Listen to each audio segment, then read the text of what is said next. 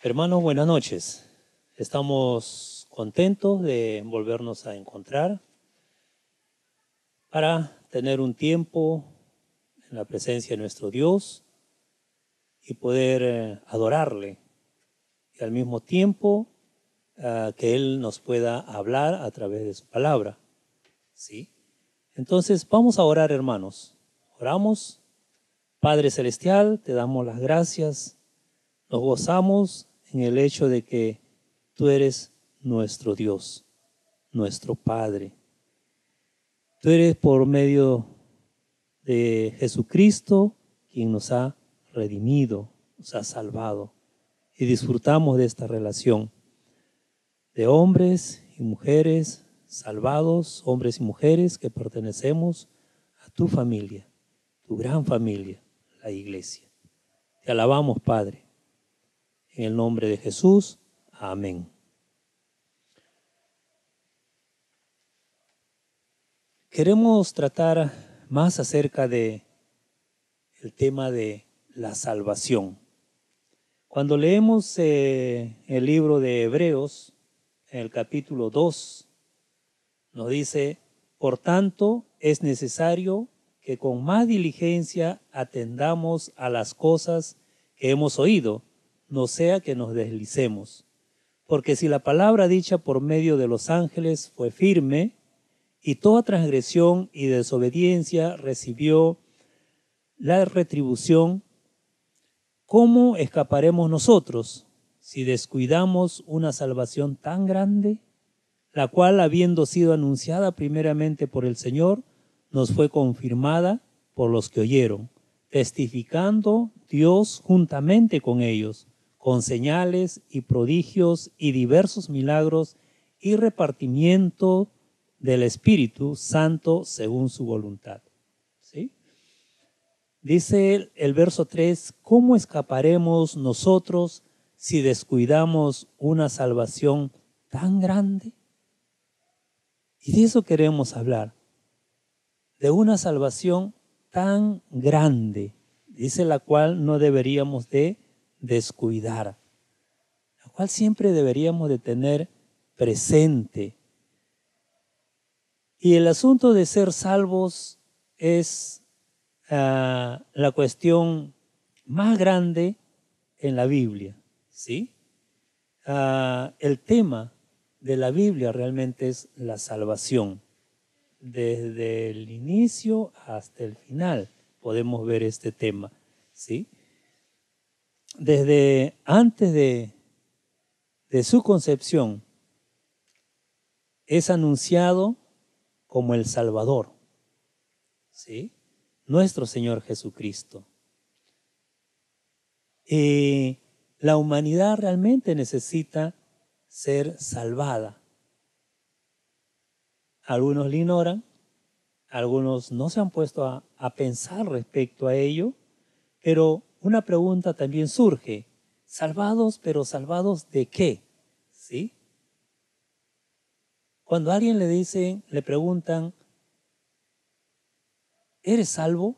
Y va a decir, ¿salvado de qué? ¿Cierto?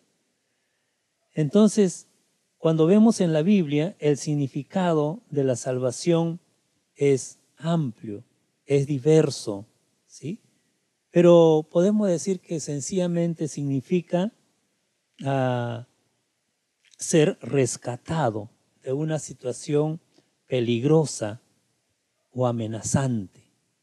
¿Sí? Dice, ser rescatado de una situación peligrosa o amenazante. Cuando una persona se recupera de una enfermedad donde su vida estaba en peligro, experimenta la salvación, ¿no? Dice, uy, me salvé, ¿no?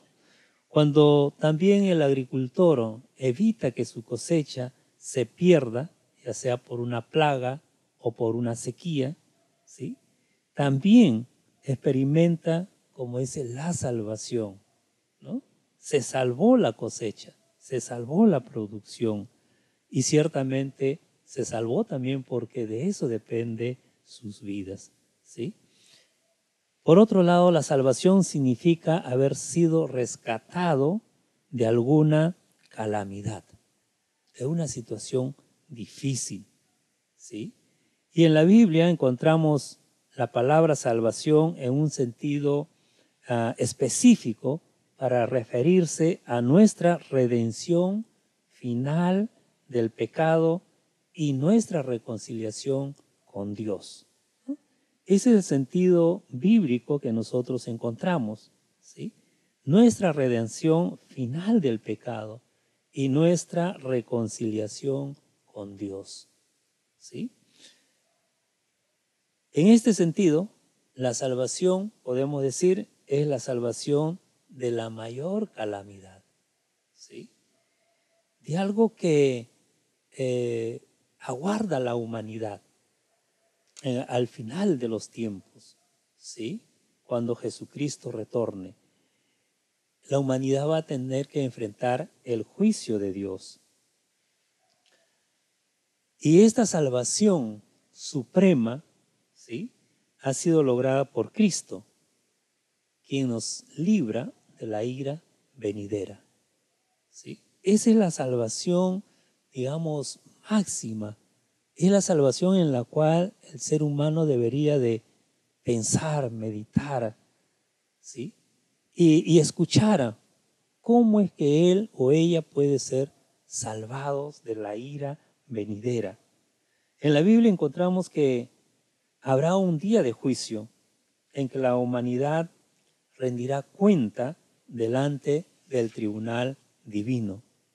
El día cuando Dios derrame su ira contra los malvados, contra los incrédulos, ¿sí? Alguien ha dicho que será el holocausto, la hora más oscura, la peor calamidad que haya ocurrido en la historia humana.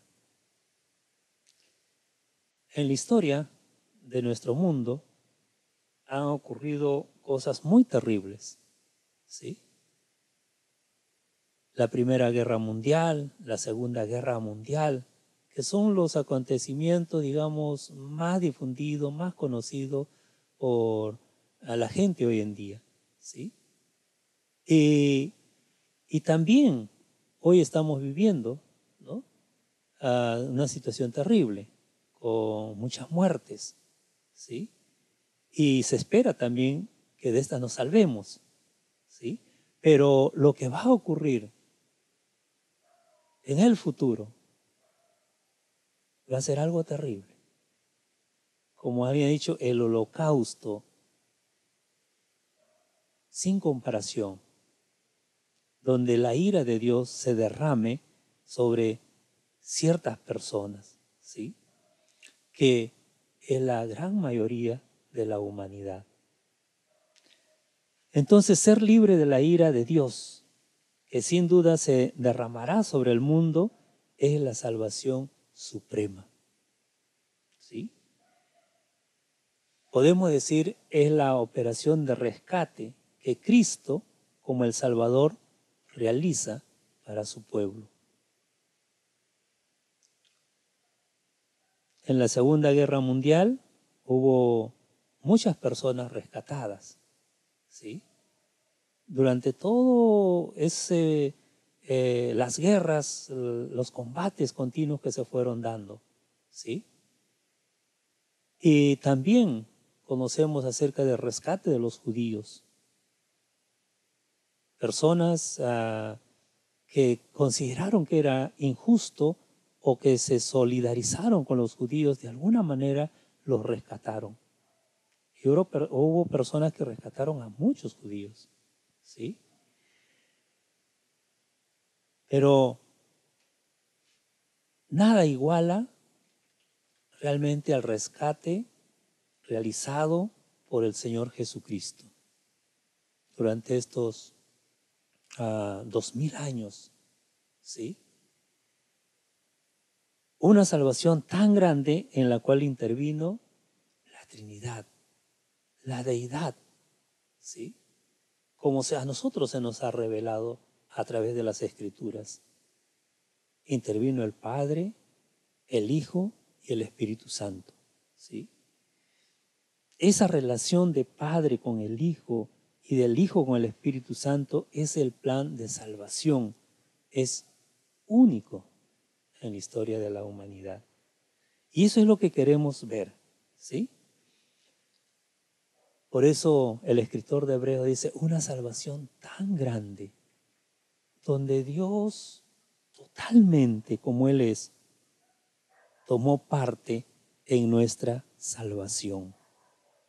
Para los que hoy disfrutamos de una relación con Dios, disfrutamos de el hecho de que Jesús nos ha rescatado, ¿sí?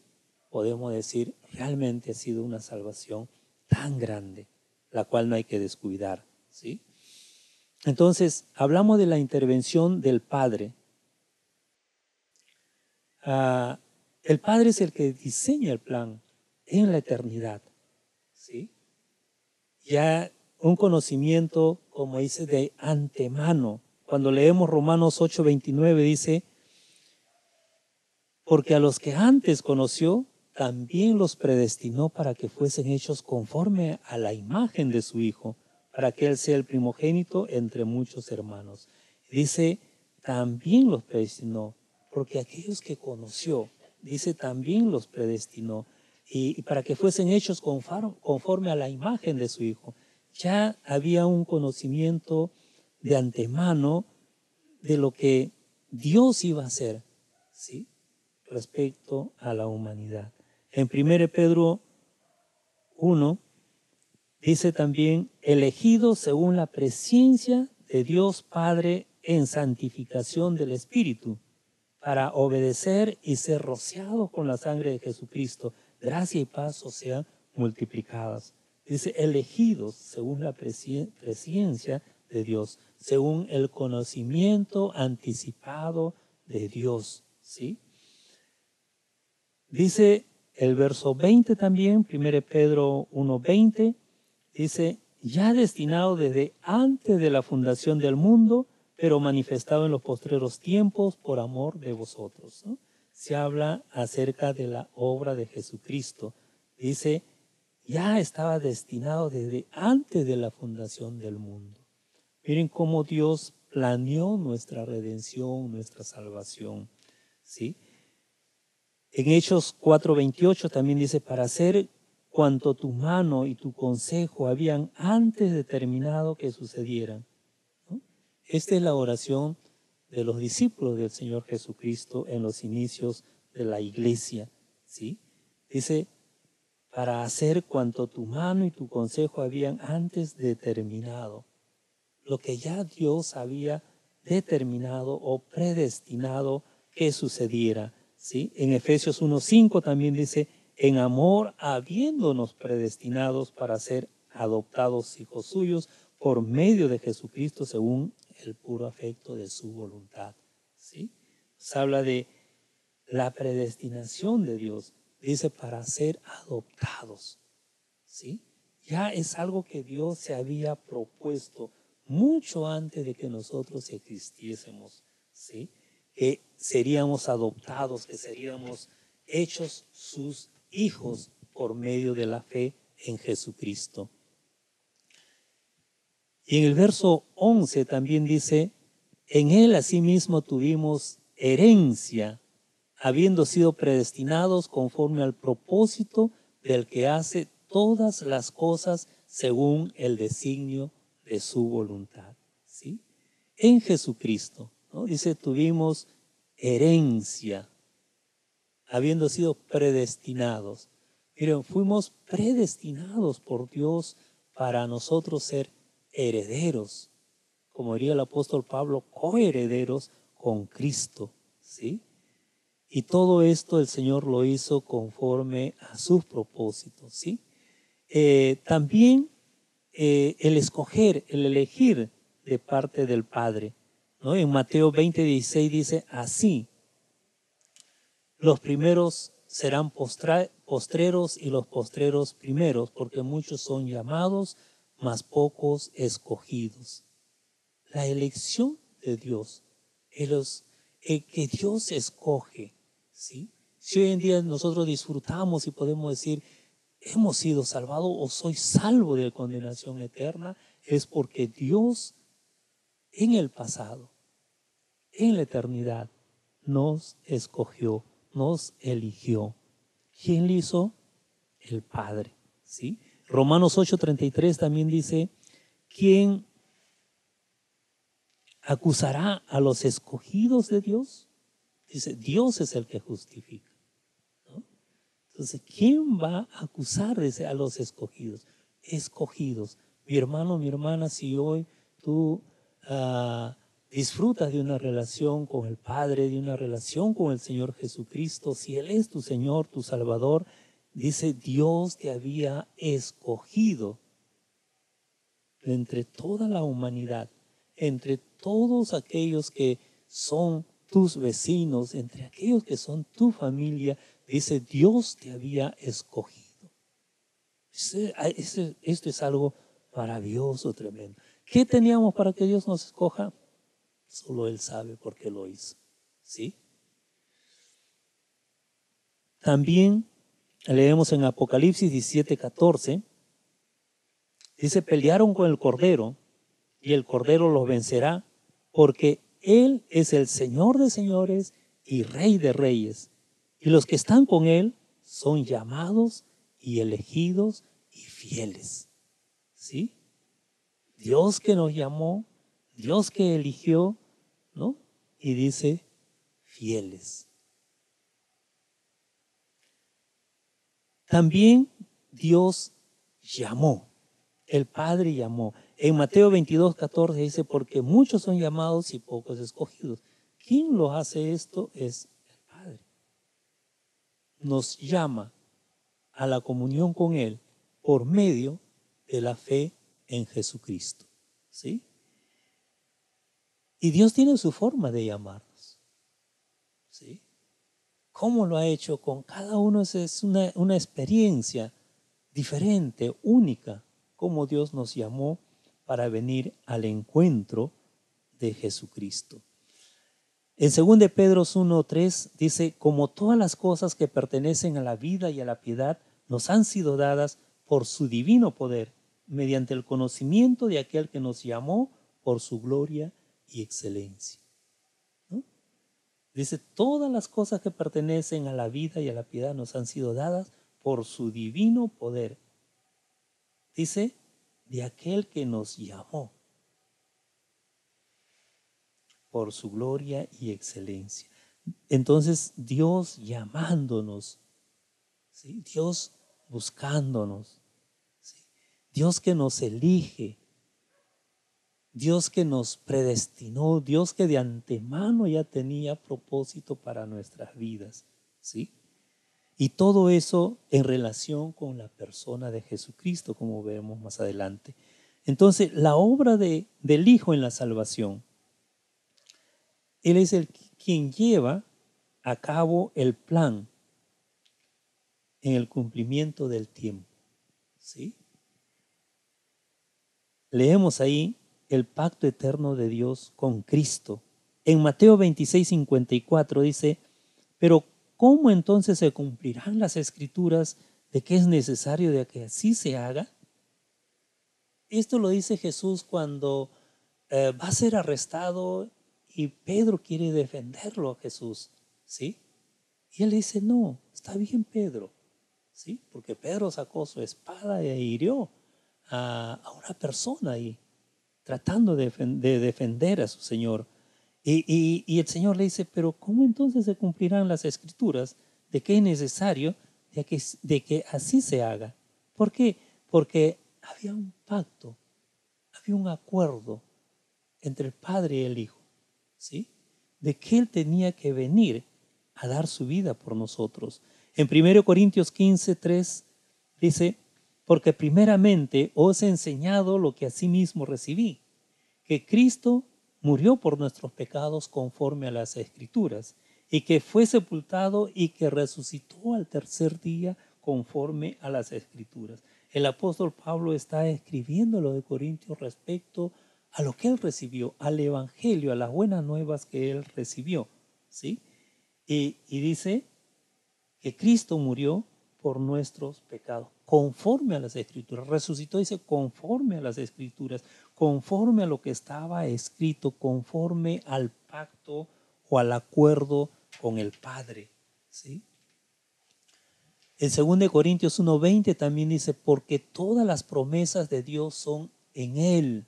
¿En quién? En Jesús. Sí, y en el amén. Y en Él, amén. Por medio de nosotros para la gloria de Dios. Dice las promesas de Dios en Jesucristo. ¿Sí? En Jesucristo. En quien las cosas tenían que darse, ¿no? Por eso que Él dice, porque así es necesario que cumplamos toda voluntad, toda justicia, ¿sí? Lo que se había establecido para nuestra redención por medio de la vida o la muerte de Él.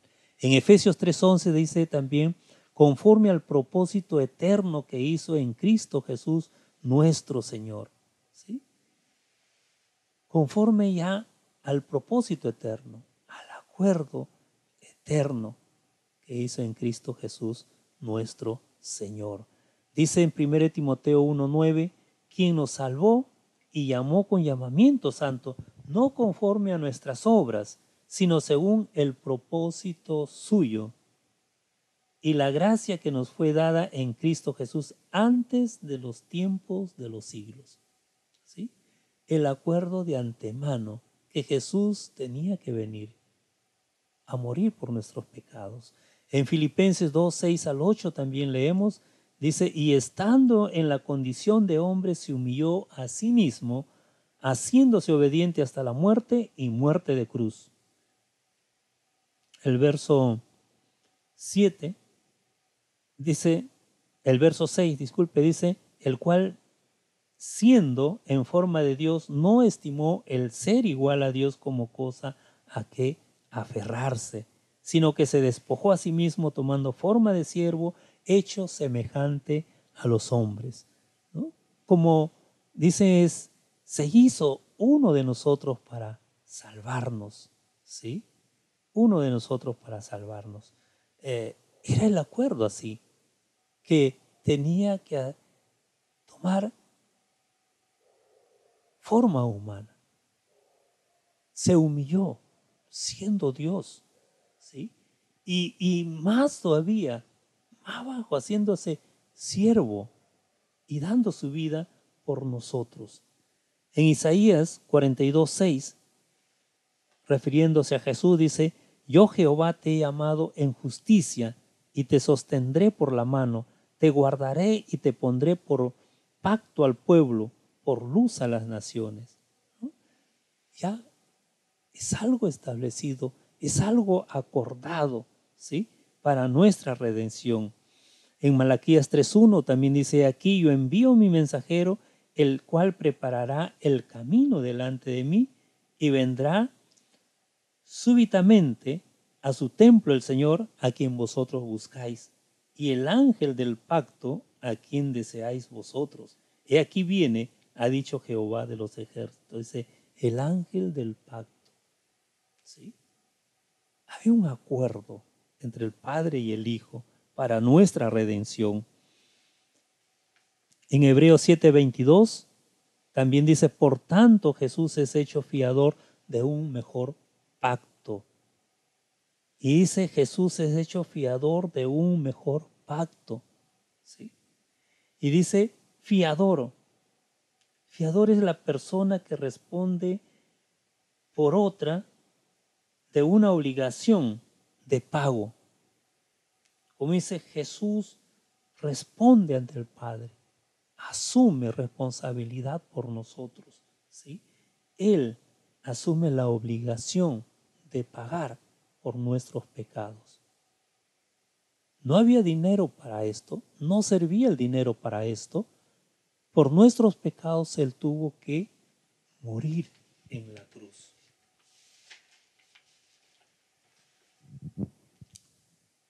El pacto eterno de Dios con Cristo realmente es revelado, ¿sí? Una de las cosas que debería ocurrir es que Jesús debería ser la cabeza, ¿sí? como dice, de la raza humana. En 1 Corintios 15, podemos leer 1 Corintios 15.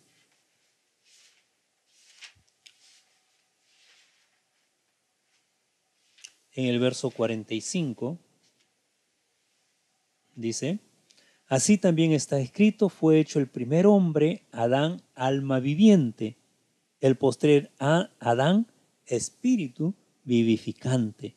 Mas lo espiritual no es primero, sino lo animal, luego lo espiritual. El primer hombre es de la tierra, terrenal. El segundo hombre, que es el Señor, es del cielo. ¿Sí? Dice que es el Señor, el dueño, el amo. ¿Sí? Y esto nos habla de Jesús, como dice, que está sobre todo país, sobre todo bajo una constitución, ¿sí? La constitución divina. Jesús gobernando, Jesús siendo la cabeza de la humanidad, ¿sí? Dice también que Cristo participaría de carne y hueso. En Hebreos 10, volvemos a Hebreos, el capítulo 10. ¿Por qué esto de carne y hueso? ¿Sí? Tenía que ser uno de nosotros, tenía que tomar cuerpo como nosotros para poder redimirnos. ¿Sí? Algunos han negado la humanidad de Jesús, ¿sí? Pero si se niega la humanidad de Jesús, ¿cómo podría salvarnos?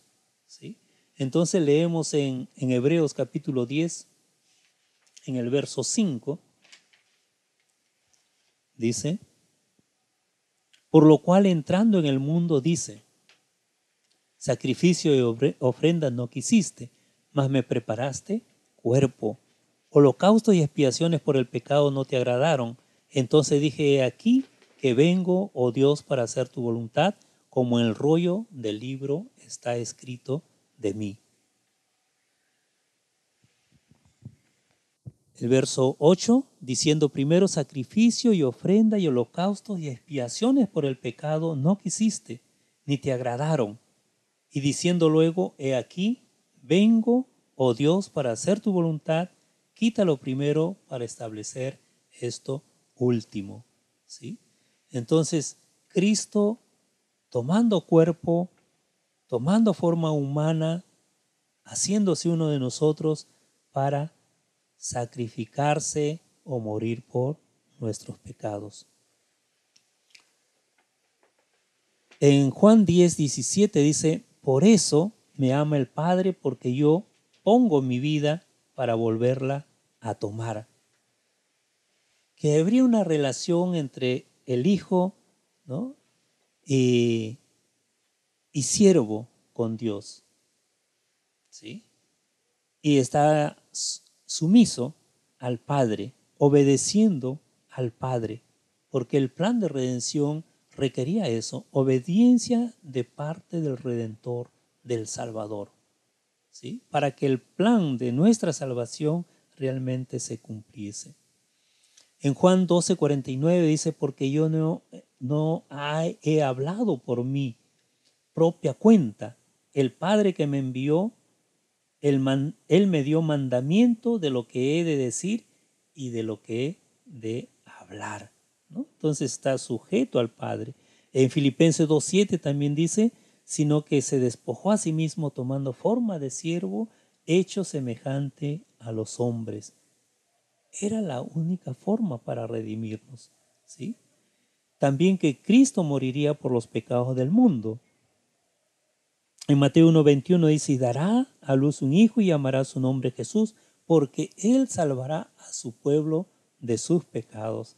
Esto se da en el anuncio del nacimiento de Jesús. Dice, salvará a su pueblo de sus pecados, ¿no? Y para ello tenía que ciertamente morir por nosotros. En Mateo 18:11 dice, porque el Hijo del Hombre ha venido para salvar lo que se había perdido. Para salvar. Y la única forma era tomar el lugar nuestro, ¿sí? Tomar lo que nosotros merecíamos a causa del pecado. Juan 1:29 dice, el siguiente día vino Jesús, o vio Juan a Jesús que venía a él y dijo, he aquí el Cordero de Dios que quita el pecado del mundo. El Cordero que se ofrecía en el Antiguo Testamento tenía que ser muerto, tenía que ser derramada su sangre y ofrecido en el lugar santísimo para el perdón de pecados. Y entonces Jesús también es presentado como el Cordero de Dios que quita el pecado del mundo. No de una persona, sino del mundo, ¿sí? Y todas las personas tienen la oportunidad de ser salvados de la condenación eterna por medio de sacrificio, por medio del derramamiento de la sangre de Jesucristo hace 2000 años atrás. En 1 de Juan 4:9 también dice, en esto se mostró el amor de Dios para con nosotros, en que Dios envió a su Hijo unigénito al mundo para que vivamos por Él. A través de las Escrituras encontramos que la muerte de Él fue nuestra muerte al pecado. Su resurrección también ha sido nuestra resurrección para una vida nueva, eterna, ¿sí? En Juan 4:10 dice, en esto consiste el amor, no en que nosotros hayamos amado a Dios, sino que Él nos amó a nosotros y envió a su Hijo en propiciación por nuestros pecados. ¿Sí?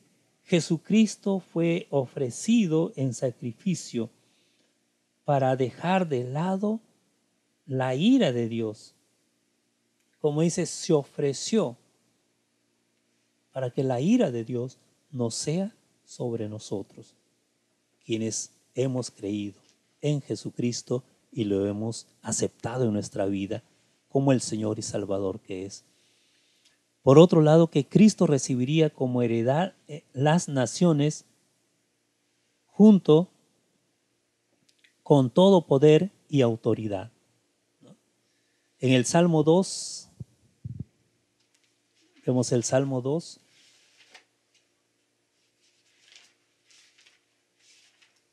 El verso 6 al 8 dice, pero yo he puesto mi rey sobre Sión, mi santo monte.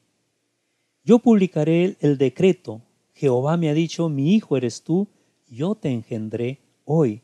Pídeme y te daré por herencia las naciones y como posesión tuya los confines de la tierra. Es un salmo mesiánico, es un salmo escrito mucho antes de que Jesús estuviera aquí, pero está anunciando lo que va a suceder con Jesús, como dice, el que va a reinar, ¿sí? Todas las cosas, en Mateo 11:27, el Señor Jesucristo dijo, todas las cosas me fueron entregadas por mi Padre, y nadie conoce al Hijo sino el Padre, ni al Padre conoce a alguno sino el Hijo, y aquel a quien el Hijo lo quiera revelar. Pero el Señor dijo, todas las cosas me han sido entregadas por el Padre, me fueron entregadas por el Padre. Todo le pertenece. Cuando Jesús envía ya a sus discípulos, ¿no? Dice la gran comisión, que ha sido denominada así, Él dice, toda autoridad me ha sido dada en el cielo y en la tierra, ¿no? Tenía todo el poder, toda la autoridad. En Apocalipsis 1:5 también dice, y de Jesucristo el testigo fiel, el primogénito de los muertos y el soberano de los reyes de la tierra, al que nos amó y nos lavó de nuestros pecados con su sangre. Qué precioso es esto, ¿no? Dice, el primogénito de los muertos, el soberano de los reyes de la tierra, ¿sí? El que gobierna, por eso dice el libro Apocalipsis, no, el rey de reyes y señor de señores, ¿sí? Entonces, recibiría, como dice, como autoridad las naciones, junto a todo poder y autoridad. El Señor Jesucristo es el Rey de Reyes. También encontramos la obra del Espíritu en cuanto a nuestra salvación, ¿sí? Y en la propagación de del plan de salvación, en la propagación del Evangelio de nuestra salvación, encontramos esto. En Lucas 8, 5 al 15 encontramos la parábola del sembrador. Dice, el sembrador salió a sembrar y comenzó a echar la semilla, que cayó en diversas tierras. Pero nos está hablando del plan de salvación de Dios para la humanidad, ¿sí? Nos escuchan y tienen diferentes reacciones, ¿no? Entonces, ahí encontrar la propagación del Evangelio o del plan de salvación para la humanidad. En Romanos 1:16 también el apóstol Pablo decía, porque no me avergüenzo del Evangelio, porque es poder para salvación, ¿sí? Entonces, y en esta propagación del Evangelio interviene también el Espíritu de Dios. En Romanos 15, 18 al 21, podemos leer, Romanos 15, dice, porque no os haría hablar sino de lo que Cristo ha hecho por medio de mí para la obediencia de los gentiles con la palabra y con las obras, con potencia de señales y prodigios, en el poder del Espíritu de Dios, de manera que desde Jerusalén y por todos los alrededores hasta el Lírico, todo lo he llenado del Evangelio de Cristo. La obra del Espíritu Santo para nuestra salvación. Dice, con potencia de señales y prodigios en el poder del Espíritu de Dios. Es la obra del Espíritu de Dios para llevar el Evangelio, para comunicar el Evangelio y que las personas respondan aceptando a Jesucristo y sean salvos, ¿sí? También de la convicción en Juan 16, leemos en el Evangelio de Juan, capítulo 16, vemos acerca de la obra del Espíritu de Dios en cuanto a la salvación, ¿sí? En el verso 7 dice, pero yo os digo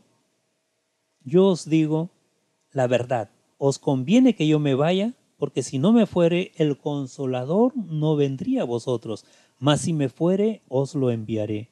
Y cuando Él venga, convencerá al mundo de pecado, de justicia y de juicio. De pecado por cuanto no creen en mí. De justicia por cuanto voy al Padre y no me veréis más. Y de juicio por cuanto el príncipe de este mundo ha sido ya juzgado. Hablando del Espíritu, dice, y cuando venga, Él venga, convencerá al mundo de pecado, de justicia y de juicio. Algunas personas suelen decirnos, no me vas a convencer, ¿sí? Yo ya sé, yo tengo mi religión, ¿sí? Así que no me hable porque no me vas a convencer. Alguien me dijo una vez y yo le digo, si yo te convenzo te vas al infierno, ¿sí? Porque si el Espíritu de Dios no trae convicción a la persona de su necesidad respecto a Jesucristo, simplemente seguirá su destino de condenación. Los hombres podemos hablar bonito, podemos hablar de tal manera que convencemos a la gente, pero eso no los va a salvar. Cuando el Espíritu de Dios convence, ahí se produce la salvación. Ahí está preparado con toda convicción, sin duda alguna, sin otro interés, aceptará a Jesucristo y será salvo, ¿sí? En 1 Corintios 14, 24, también leemos 1 Corintios 14, 24, dice,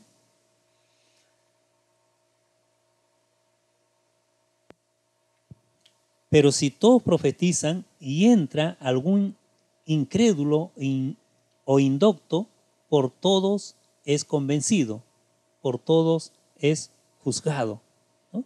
Se habla de profetizar, ¿sí?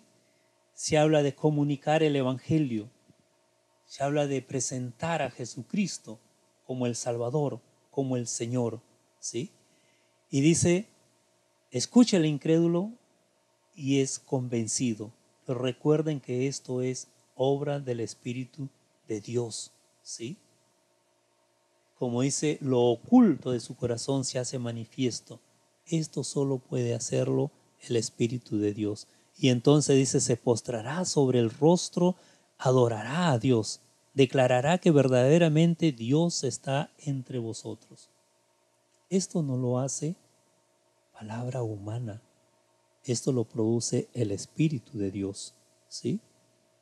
También el Espíritu de Dios obra regenerando. En Juan capítulo 3, vamos a Juan. El capítulo 3 es un capítulo conocido, ¿no? En el verso 3 al 7 leemos, dice, respondió Jesús y le dijo, de cierto os digo que el que no naciere de nuevo no puede ver el reino de Dios. Nicodemo le dijo, ¿cómo puede un hombre nacer siendo viejo? ¿Puede acaso entrar por segunda vez al vientre de su madre y nacer?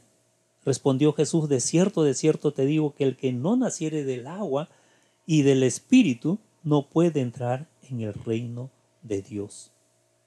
El que no naciere, dice, del agua y del Espíritu. Es la obra del Espíritu que una persona pueda nacer de nuevo o, como dice, ser regenerada. Nacer del Espíritu de Dios o nacer, como decimos, espiritualmente. Es obra del Espíritu Santo en la vida de la persona, ¿sí? En Tito 3 también podemos leer otro versículo.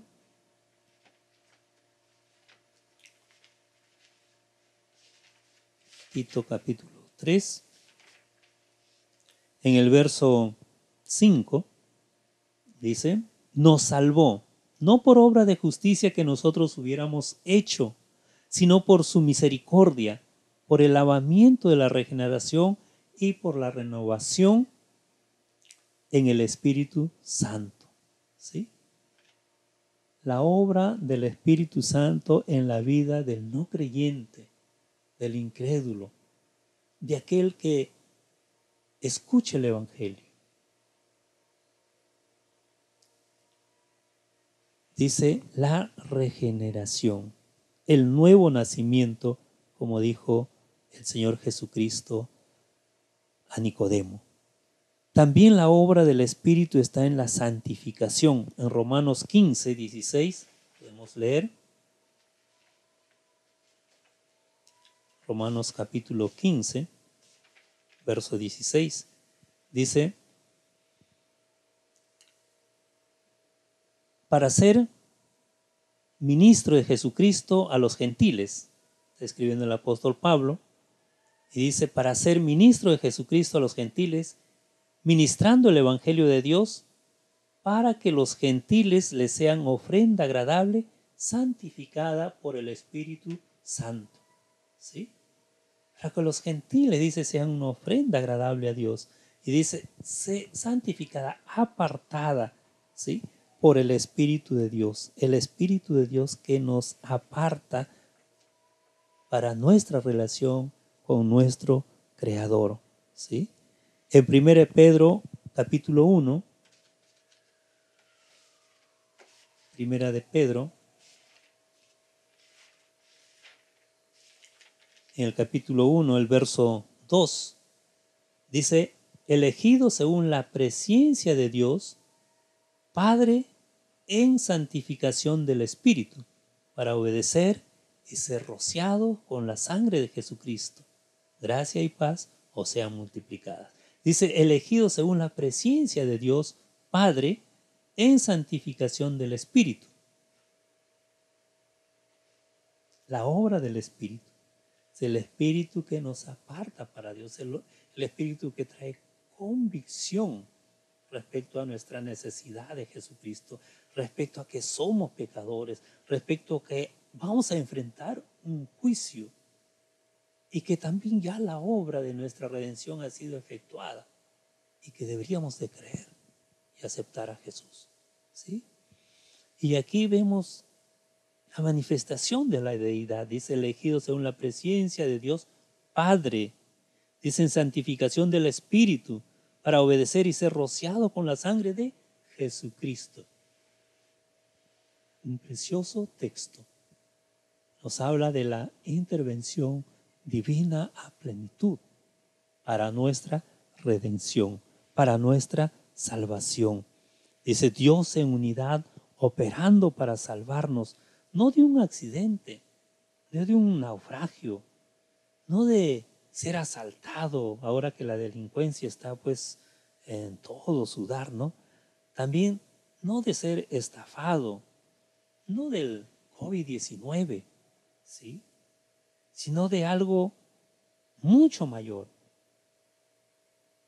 como ese de la calamidad que aguarda a la humanidad, ¿sí? Que solo el Padre pudo planearlo, que el Hijo lo ejecutó y que por obra del Espíritu Santo, que trajo convicción a nuestra vida, hemos podido ser salvos. Una salvación tan grande, salvados de la condenación eterna. Esta es la salvación tan grande en la cual hoy estamos y disfrutamos y nos gozamos, nos alegramos y podemos enfrentar las situaciones duras de esta vida. Podemos enfrentar cualquier cosa que nos atemorice, porque ya el Señor nos ha salvado de lo que tenemos que enfrentar un día, ¿sí? El juicio de Dios, la ira venidera, el día cuando Dios, como dice, manifieste su ira sobre la humanidad. Como alguien ha dicho, el holocausto que aguarda a la humanidad, donde hombres y mujeres, por su incredulidad, por su rebeldía, por rechazar la obra del Espíritu que traía convicción de pecado, de juicio, de justicia, no quisieron aceptar a Jesús. El libro de Apocalipsis dice, serán lanzados al lago de fuego. De eso, mediante la fe en Jesucristo, la divinidad en unidad ha obrado nuestra redención. Tú también puedes ser redimido, tú también puedes ser salvado en esta noche. Mira la salvación que ha obrado a favor tuyo. ¿Qué tienes que hacer? Creer que Cristo murió por tus pecados. Creer que Él resucitó al tercer día y vive y es el Señor de señores y Rey de reyes. Acéptalo como tal y disfrutarás de esta salvación tan grande que Dios ha preparado desde la eternidad para ti. Oramos. Padre Celestial, te damos a ti la alabanza, a ti la gloria por tu salvación tan grande, planeada, ejecutada y todo, Señor, preparado por tu Santo Espíritu, para que hoy en día nosotros podamos gritar alegremente, soy salvo por la eternidad. Jesús es mi Salvador, Jesús es mi Señor. Alabado seas, Padre, digno de todo honor, de toda gloria, a ti y al Cordero que está a tu diestra. Gracias, Dios bendito. En el nombre de Jesús, amén. Bien, hermanos, prepárese, dentro de un momento vamos a tener también una reunión vía Zoom y podemos vernos y alegrarnos y tener un tiempo también de gozo contemplándonos en la presencia del Señor, ¿sí? Entonces, dentro de un momento nos comunicamos, ¿sí? Nos enlazamos. Nos estamos viendo entonces, hermanos, en unos minutos.